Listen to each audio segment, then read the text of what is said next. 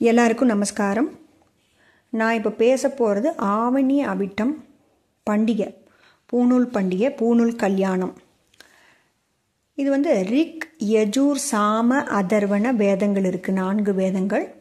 இதில் ரிக், யஜூர் வேதத்திற்கு உரியவா, அந்த வேதங்களை கடைபிடிக்கிறவா இந்த ஆவணி மாதம் அவிட்ட நட்சத்திரம் பௌர்ணமி திதி அன்னைக்கு இந்த பூணூல் பண்டிகை கொண்டாடுவா. சாம வேதம் கடைபிடிக்கிறவா விநாயகர் சதுர்த்தி அன்னைக்கு இந்த பூணூல் பண்டிகையை மாற்றிப்பா. பூணூல் பண்டிகைன்னா பழைய பூணூலை எடுத்துட்டு புதிய பூணூல் போட்டுக்கிறது. இது குழந்தைகள், ஆண் பிள்ளைகளுக்கு உரிய பண்டிகை. பெண் குழந்தைகளுக்கு நிறைய பண்டிகைகள் இருக்குது, ஆனால் ஆண் குழந்தைகளுக்கு மிக முக்கியமான பெரிய பண்டிகை இந்த பூணூல் பண்டிகை. இது 7 இயர்ஸ் ஒத்தைப்படை எண்ணில் ஆண் குழந்தைகளுக்கு முதல் பூணூல் கல்யாணம்னு போடுவாள். பூணூல் கல்யாணம்னா கல்யாணத்திற்கு ஒரு நிகரான ஒரு இந்த ஃபங்க்ஷன். இது என்ன அப்படின்னா உபாகர்மா அப்படின்னு சொல்லுவாள் இது பேரை. குழந்தைகளுக்கு, ஆண் குழந்தைகளுக்கு வேதங்களை கற்றுக் கொடுப்பதற்கான முதல் படி தான் இந்த பூணூல் போட்டுக்கிறதுங்கிறது. இந்த பூணூல் போட்டுக்கிறது குழந்தைகள், குட்டி குட்டி குழந்தைகளுக்கு கடல பூணல் போடுவா. அப்புறம் பூணல் நல்ல ஒரு ஃபங்க்ஷன் மாதிரி எடுத்து பூணூல் போடுவா. அப்புறம் திருமணமானவர்களுக்கு ஒரு விதமான பூணூல். அப்புறம் 60 வயது கடந்த கிரகஸ்தர்களுக்கு ஒரு விதமான பூணூல். இதுதான் இந்த பூணூலோட வெரைட்டிஸ். இது என்ன அப்படின்னா ஒன்றுத்துக்கும் ஒரு ஃபார்மேஷன் இருக்குது நம்மளுடைய கல்ச்சரில். இது என்ன, உபாகர்மாங்கிறது beginning of shastras and Vedas. வேதங்களையும் சாஸ்திரங்களையும் நம்ம கற்றுக்கிறதுக்கு உண்டான முதல் படி தான் இந்த பூணூல் போடுற பண்டிகை அப்படின்னு அர்த்தம். இதை குழந்தைகள், ஆண் பிள்ளைகளுக்கு 7 வயதில் 9 வயதில் அப்படி தான் போடுவாள் ஒத்தைப்படையனில். ஆக்சுவலி 8 வயது அவள் ப்ரெக்னன்சி வயிற்றுக்குள்ளே இருந்ததுலேருந்து கணக்கு பண்ணணும். ஆனால் ஒத்தைப்படையன் அந்த ஒரு வருடம் நம்ம 8ன்னு சொல்லுவோம். ஆனால் போடும்போது பூணில் 7 வயது 9 வயதுன்னு தான் போடணும். இது என்ன அப்படின்னா வேதிக் மந்திரங்களை குழந்தைகளுக்கு பயிற்றுவிக்கிறதுக்கான முதல் படி. எப்படி நம்ம காலேஜுக்கு போகும்போது அப்ளிகேஷன் ஃபார்ம் வாங்குகிறோம், அட்மிஷன் நம்ம இது பண்ணுறோங்கிறதெல்லாம் இருக்கு இல்லையா, ஒரு ப்ராசஸ்ஸை, அந்த மாதிரி இது ஒரு ப்ராசஸ். நம்ம சான்ஸ்கிரிட் கற்றுக்கிறதுக்கும், ஸ்லோகங்கள் கற்றுக்கிறதுக்கும், காயத்ரி மந்திரம் சொல்கிறதுக்கும், இதிகாசம், புராணம் எல்லாம் படிக்கிறதுக்கு உண்டான ஸ்டெப்பு இது ஃபஸ்ட்டு. இது ஒரு பீரியட் இருக்குது. என்ன அப்படின்னா இதை போட்டாவிட்டு, இந்த ஆவணி அவிட்டம் பூணல் போட்டாவிட்டு 4.5 மாதங்கள் நம்ம வேத அத்தியன பாராயணம் கற்றுண்டு பாராயணம் பண்ணணும். 4.5 மாதம் கரெக்டாக. ஆவணி அப்படின்னா புரட்டாசி, ஐப்பசி, கார்த்திகை, மார்கழி. ஆவணியிலிருந்து இந்த 15 நாள், 4.5 மாதங்கள். தை மாதம் வரும்பொழுது இதை ஸ்டாப் பண்ணிவிட்டு நம்ம இதிகாச புராணத்தை நம்ம கற்றுக்கணும்.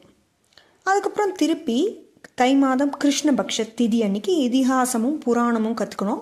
திருப்பி சுக்லபக்ஷம் ஆரம்பிக்கும்போது நம்ம பழைய பாடங்களை திருப்பி ரிப்பீட் பண்ணணும், ரிவைஸ் பண்ணணும். இதுதான் இதோடைய ப்ராசஸ். ஏன் இந்த ப்ராசஸ்ன்னு நம்ம கேட்கலாம். இப்போது பிஎஸ்சி 3 வருடம், பிஇ 4 வருடம், எம்பிபிஎஸ் 5 வருடம் அப்படின்னு சொல்கிறோம் இல்லையா. ஆர்கிடெக்சர் ஒன்றுத்துக்கு ஒரு இயர்ஸ் வருது, ஒரு எக்ஸாம்ஸ் வருது, ஒரு படிப்புக்குன்னு உண்டான ஒரு ரூல்ஸ் அண்ட் ரெகுலேஷன் ஃபாலோ பண்ணுற மாதிரி வேதங்களை கற்றுக்கிறதுக்கும் அந்த காலத்திலேருந்தே ரிஷிகள் இந்தந்த முறையை கடைப்பிடிச்சிருக்கா, அவள் ரூல்ஸ் வச்சுருக்கா. அதை நம்ம ஃபாலோ பண்ணணும். எப்படி இந்த காலத்தில் நம்ம படிப்புக்கெல்லாம் ஃபாலோ பண்ணுறோமோ அந்த மாதிரி வேதம்ன்றது சான்ஸ்கிரிட் தேவ பாஷையை நம்ம கற்றுக்கிறதுக்கு அவளுடைய ரூல்ஸை ஃபாலோ பண்ணணும். அதன்படி பார்க்கும் பொழுது இன்றைக்கி பௌர்ணமி திதி அன்றைக்கி பூணல் மாற்றிக்கணும், அதுக்கப்புறம் வேத பாராயணம் அத்தியனம் பண்ணணுன்றது ரிஷிகளோட ப்ரிஸ்கிரைப்டு ஃபார்மேட். இது பண்ணதுக்கப்புறம் என்ன அப்படின்னா இதில் நம்ம சில தவறுகள் பண்ணுவோம். அத்தியனம் பண்ணும்போது நடுவில் பிரேக் ஆகும், 4.5 மாதம் பண்ணுவோம், 3 மாதம் அந்த மாதிரியெல்லாம் இருக்கும். அதுக்காக நம்மளுடைய மனதையும் உடலையும் நம்மளுடைய கண்ட்ரோலுக்கு வச்சுட்டு நம்ம பண்ண தவறு, தெரியாமலோ தெரிந்தோ தவறு பண்ணியிருந்தா என்னை மன்னிச்சிடணுன்றதுக்காக காமவசத்தால் நாம் பண்ணியிருந்தாலோ, என்னுடைய மனம் தவறி நாம் பண்ணியிருந்தாலோ என்னை மன்னிச்சிடுன்னு பெருமாள் கிட்டையும் வேத ரிஷிகள்கிட்டையும் மன்னிப்பு கேட்குற விதமாக அந்த பிராயச்சித்தம் பண்ணுறது இந்த உபாகர்மா பூனல் மாத்திண்டாவிட்டு பண்ணுற ஃபஸ்ட்டு ப்ராசஸ்ஸு. இது பிராயச்சித்தம், அது பண்ணுவோம். ரெண்டாவது கண்ட ரிஷி தர்ப்பணம். இதில் தர்ப்பணம் பண்ணுவா. தர்ப்பணம் அப்படிங்கிறது நம்மளோட பித்ரு தர்ப்பணம் கிடையாது, இது கண்ட ரிஷி தர்ப்பணம் அப்படின்னு பேர். ரிஷிகளுக்கு, வேதங்களை கொடுத்த ரிஷிகளுக்கு நன்றி சொல்கிற விதமாகவும் நம்ம அவளுக்கு ஒரு ஞாபகம் வச்சுக்கிற விதமாக இந்த தர்ப்பணம் பண்ணுவோம். இது பேர் கண்ட ரிஷி தர்ப்பணம். இது நம்ம வருஷத்துக்கு ஒரு முறை பண்ணுறோம். நெக்ஸ்ட் டே காயத்ரி மந்திரம். காயத்ரி மந்திரம் 108, 1008 அவளுடைய டைமுக்கு ஏற்ற மாதிரி அவா பண்ணுவாள். இதுதான் இந்த உபாகர்மா ஆவணி அவிட்ட பூணூல் பண்டிகையோட வழக்கம். இந்த பண்டிகையோட முக்கியமான நிகழ்வு இந்த 2 தான் இதில் மெயின். இது என்ன அப்படின்னா, இந்த பூணூல் வேதங்களையும் இதிகாச புராணங்களையும் குழந்தைகளுக்கு கற்றுக் கொடுக்கறதுக்கு ஒரு முதல் படியாக இந்த பூணூல் பண்டிகையை அந்த காலத்தில் ரிஷிகள் வச்சிருக்கா.